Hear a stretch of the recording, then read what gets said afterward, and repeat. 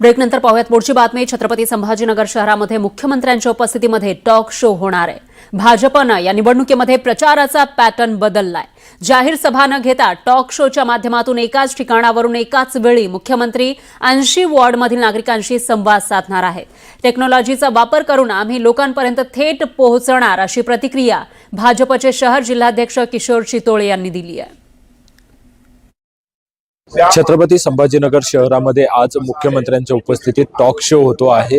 छत्रपती संभाजीनगरमध्ये हा पहिला मुख्यमंत्र्यांचा टॉक शो असणार आहे। याच स्टेजवरून मुख्यमंत्री जे ते आपल्या जे इथे संवाद नागरिकांशी साधणार आहे ते नागरिक देखील त्यांच्यासोबत कनेक्ट होऊ शकतील। नागरिकांचे प्रश्न ते थेट ऐकतील आणि त्यावर समाधानकारक उत्तरं देखील देण्याचा प्रयत्न मुख्यमंत्री करणार आहेत। पहिल्यांदा खरं तर हा टॉक शो होतोय। भाजपचे शहर जिल्हा अध्यक्ष माझ्यासोबत आहेत। कशा पद्धतीचं हे नियोजन आहे आणि किती लोकांपर्यंत आपण पोहोचणार आहात? आम्ही हा पहिल्यांदाच टेक्नॉलॉजीचा वापर करण्यामध्ये आमचं नेतृत्व माननीय देवाभाऊ हे अग्रेसर असतात आणि त्यांचंच आम्ही वारसा घेऊन आम्ही ह्या शहरामध्ये आज छत्रपती संभाजीनगरात हा टॉक शो त्यांच्यासोबत करतोय।